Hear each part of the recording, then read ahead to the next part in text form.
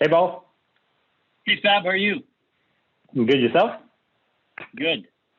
Cool. This is our second live stream that we're doing. Very exciting. It is.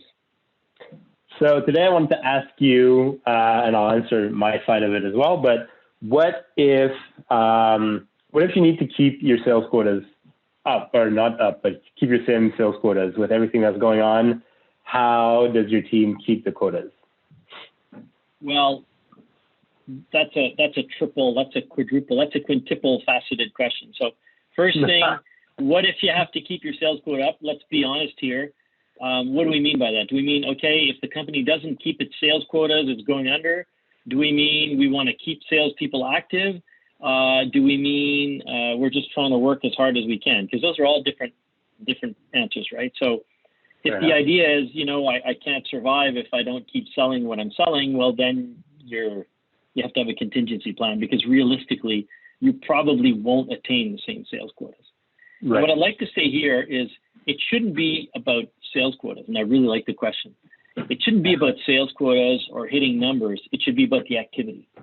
Because let's be honest, right now, to think in these different times or crazy times that you can achieve a similar sales quota is probably unrealistic. To expect your sales team to keep working hard and still doing what they need to do to maximize activity, that's reasonable. So they're two different things. So you still need to do the activity that you're supposed to be doing. You have to change some things tactically, the way you speak, your empathy. We've talked about this before. You have to be realistic, but you still need to be making those calls. You still need to be making those Zoom meetings or those Teams meetings. So that's the reality. So activity-wise, your activity needs to be there. It needs to be strong. You need to encourage them. You might need to change things up as to how you do it. But to expect the same sales quotas, same sales numbers, I think is unrealistic. Now, some people are going to say, well, at a high level, I want to keep the same sales quotas because it'll keep my reps working hard. But that's a bad approach. The bad approach is that's more like a whip, I think. What you want to do is have a carrot. And you want people to work on a carrot. You want people to have activity. You want people to keep doing what is necessary. So that's really, that's my answer. Nice.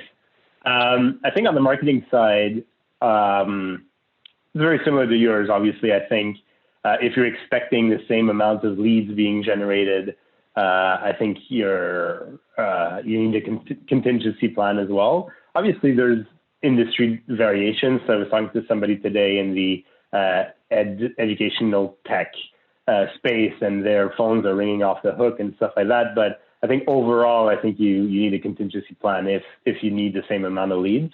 But if it's an activity thing, I think you need to continue your activity. And actually, I think after an initial maybe down or a little pause over the past couple of weeks where people were just trying to get adjusted to everything that was going on, I think now is the time to actually start ramping up a lot of content production. So a lot more of the branding initiatives that you would have done before. I think now is a good time to get started with that, so that, yes, people are not willing to buy or speak to sales right away, but they're still there and they still need to know who your brand is. And if you stop everything, I think there's a good chance that it'll be very hard for you to pick up again when things get back to quote unquote normal. So like your sales team, I would say keep your marketing team busy. Look at how you can produce more content. Focus a lot more on the branding now, especially knowing that you won't be able to generate so many leads. Use that to try things out, try to push out more content, create more content, add more value. I think now's the time to do it. And I agree with you, Fab. And there's a question I want to ask you that I've been asking myself is that, okay, what's the best thing to do? And let's be realistic here. The best approach, the best thing to do, you have to try things out. This is like starting a new company. It's like saying, hey, we've just invented a new widget. We have to try different things out. We need to see we need to understand the kind of conversations we need to have with our client. We need to try things out. We need to try to understand what kind of marketing we're going to put out there, because you're not sure. It's a new product that you're testing out, let's say. So I think just in those terms, if you're realistic, you you have to test different things out, and you don't have necessarily the answers to everything. Hence, you can't just keep those sales quotas. But what would you say on the marketing side? Yeah, exactly. I think it is time to test things out. Like in sales, or maybe unlike in sales, I don't think you could benchmark those tests on results. If we just look at our examples, like podcast listens are down, things like that, which is normal. Podcast is something that people usually listen to while they're commuting, things like that. Obviously, they're, alternating towards different mediums. But that's not to say that the podcast is not working. I think, again, it's about building your content creation activities and measuring, quote unquote, the success based off of speed and quality of the execution. So in the same way, so I would say similar to sales, where you're kind of looking at the activity, not necessarily the result. Are they still making their calls, not necessarily connecting with people?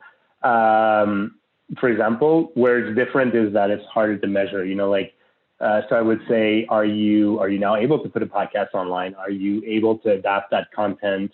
Are you trying things out? Like we're doing this live streaming now, which we've never really done before. I don't think the numbers will pick up dramatically right away, but it doesn't mean we should stop just because after once or twice it doesn't pick up dramatically.